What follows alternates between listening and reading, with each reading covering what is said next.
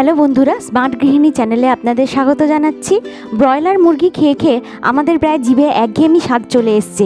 এই স্বাদ থেকে মুক্তি পাওয়ার জন্যেই আজকে আমি দেখাচ্ছি ভিলেজ ফুড দেশি মুরগির কষা রেসিপি, বা কষা দেশি মুরগিও বলা যেতে পারে। তা প্রথমেই আমরা যেটা করব, আমি প্রথমে মাংসটাকে ভালো করে পরিষ্কার জলে ধুয়ে নিয়েছি, দিয়ে এটাকে আমি ম্যারিনেট করে নেব।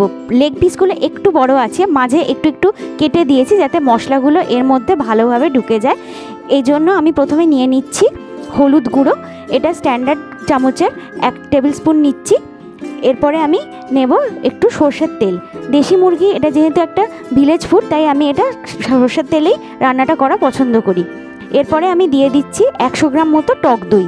অনেকে লেবুর রস বা ভিনিগার দিয়েও ম্যারিনেট করেন, তবে আমার মনে হয়েছে টক দই দিয়ে ম্যারিনেট করলে টেস্টটা অনেক বেশি ভালো হয়। এরপরে আমি দিয়ে দিচ্ছি গোলমরিচের গুঁড়ো। এবার সবশেষে দেব নুন দিয়ে আমি এগুলোকে সবকে একসঙ্গে মিশিয়ে নিয়ে কিছুক্ষণ এটাকে ঢাকনা চাপা দিয়ে রাখবো। সব মশলাগুলোকে আমি খুব ভালো করে মাখিয়ে নিচ্ছি। দেখুন সব মশলাগুলো সুন্দরভাবে মাখানো হয়ে যাচ্ছে। এবার এটাকে আমি আধ ঘন্টার জন্য ঢাকা দিয়ে রাখবো। এবার আমি একটা মশলা তৈরি করে নেব। আমি 600 গ্রাম মাংস নিয়েছিলাম, আমি দইয়ের বাটিতেই এবার একটা গুঁড়ো মশলার পেস্ট তৈরি করে নেব। স্ট্যান্ডার্ড 3/4 চামচের 1 চামচ করে জিরে গুঁড়ো, হলুদ গুঁড়ো, ধনে গুঁড়ো, লঙ্কা গুঁড়ো আর চিকেন মশলার একটা আমি পেস্ট তৈরি করে নেব। এটা কাশ্মীরি লঙ্কার গুঁড়ো, শুধুমাত্র রঙের জন্য ব্যবহার করছি, আর ঝালের জন্য কাঁচা লঙ্কা বাটাই আমি ব্যবহার করব। এরপর এর মধ্যে আমি একটু সর্ষের তেল দিয়ে দিচ্ছি, দিয়ে পেস্টটা তৈরি করব। যদিও এই পেস্টটা শুধু সর্ষের তেল দিয়ে এটা ড্রাই থাকবে, এর জন্য একটু জলও মেশাতে হবে। দেখছেন একটা ড্রাই ভাব আছে, এটাকে জলটা মিশিয়ে আমি আরেকটু পাতলা করে নেব পেস্টটা। এটাও আমি ভালো করে মিশিয়ে নিচ্ছি।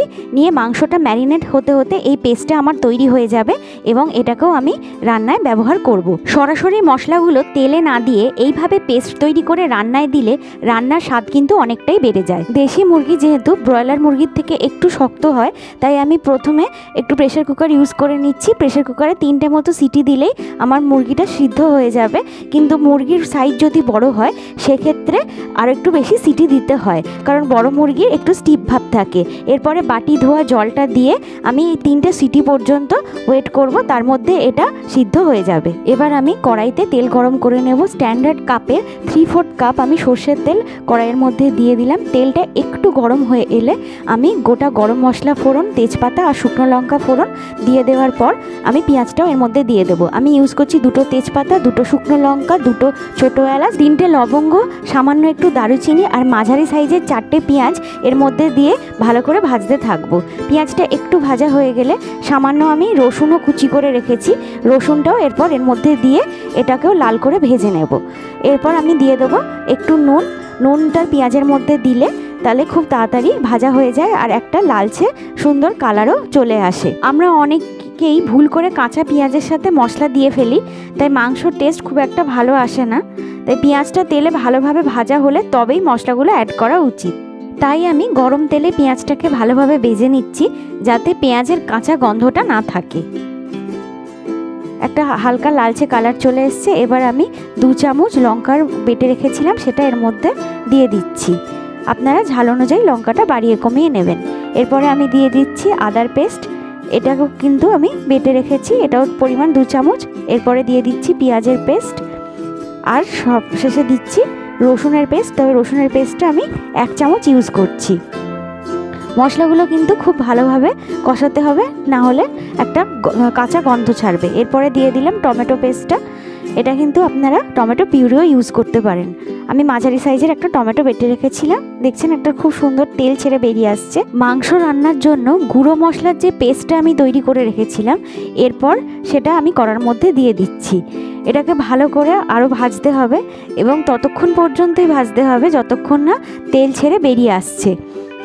খুব ভালোভাবে ভাজা হয়ে গেছে, দেখুন এর মধ্যে থেকে কিন্তু তেল ছেড়ে বেরিয়ে আসছে। এরপর আমি ম্যারিনেট করা মাংসগুলো এর মধ্যে আস্তে আস্তে দিয়ে দিচ্ছি। গ্যাসের ফ্লেমটা কিন্তু লো করে রাখতে হবে, নাহলে মশলাটা পুড়ে যেতে পারে।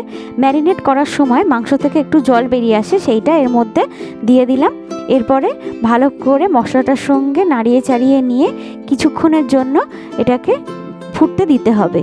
নর্মালি দেশি মুরগি ব্রয়লার মুরগির থেকে একটু বেশি স্টিফ হয় এবং ব্রয়লার মুরগির মতো অতটা নাদুস নুদুস হয় না, তাই আমাদেরকে একটু ধৈর্য ধরে সুসিদ্ধ হওয়া পর্যন্ত কিন্তু রান্নাটা করতে হবে। এরপরে আরও একটু আমি জল ইউজ করব, তবে কাঁচা জল না দেওয়াই ভালো। আমি এখানে একটু গরম জল ইউজ করব, যেহেতু মাংসটা কষা মাংস হবে তাই খুব বেশি ঝোল হবে না। এরপরে জলটা আপনারা কতটা দেবেন সেটা আপনাদের ওপরই নির্ভর করছে। আমি বাটি ধোয়া জলটা এর মধ্যে দিয়ে দিচ্ছি। রান্নার একেবারে শেষ পর্যায়ে চলে এসেছি, তবে ঝোলটা এতটা থাকবে না, ঝোলটা আরেকটু ফুটে মরে যাবে এবং তার জন্য আমাকে একটু ঢাকা দিয়ে দিতে হবে। একেবারে ফুটে গেলে আমি একটু ঢাকা দিয়ে দেবো। দেখছেন ফুট চলে এসছে। এবার কিছুক্ষণের জন্য আমি এটা ঢাকা দিয়ে রাখছি। মাংস রান্না একটু হাতে সময় নিয়েই করতে হয়, সুসিদ্ধ না হওয়া পর্যন্ত ঢাকা দিয়ে রাখবো। মাংস রান্নার ক্ষেত্রে মশলার কম্বিনেশনটা কিন্তু ঠিকমতো হওয়া খুবই জরুরি। এরপর আমি একটু গরম মশলা বেটে রেখেছিলাম, এটাও এর মধ্যে দিয়ে দিচ্ছি। আপনারা চাইলে কিন্তু বাজারের কেনা গরম মশলা গুঁড়ো ইউজ করতে পারেন। এরপরে আমি ওপর থেকে একটু ধনেপাতা ছড়িয়ে দিচ্ছি। দেখছেন ঝোলটা অনেকটাই মরে আসছে, আর ধনেপাতার গন্ধটা খুবই সুন্দর, যে কোনো মাংস রান্নার ক্ষেত্রেই এটা চলে, তাই আমি ওপর থেকে ধনেপাতাটা দিয়ে দিচ্ছি। আরও একবার ভালোভাবে নাড়িয়ে চাড়িয়ে নিয়ে নামিয়ে নিলেই হবে। এই পর্যায়ে একটু নুনটা আর ঝালটা টেস্ট করে দেখে নিন, তবে আমি আর অ্যাড করছি না, কারণ আমার নুন ঝাল দুটোই ঠিকঠাক হয়ে গেছে। চাইলে ঝোলটা আর একটু কমিয়ে নিতে পারেন। আমার দেশি মুরগির কষা একদম রেডি হয়ে গেছে। খুব সুন্দর গ্রেভির কনসিস্টেন্সিটাও চলে এসছে, কালার ফ্লেভার দুটোই খুব সুন্দর এসছে। আপনারাও এটা ট্রাই করুন এবং গরম ভাত, রুটি, ফ্রাইড রাইস যে কোনো কিছুর সঙ্গেই আপনারা এটা ট্রাই করে দেখতে পারেন। রেসিপিটা অবশ্যই ভালো লাগবে। ভিডিওটি যদি ভালো লাগে তাহলে অবশ্যই লাইক করুন, কমেন্ট করুন, শেয়ার করুন, আর নতুন রান্না পেতে সাবস্ক্রাইব করুন। ধন্যবাদ।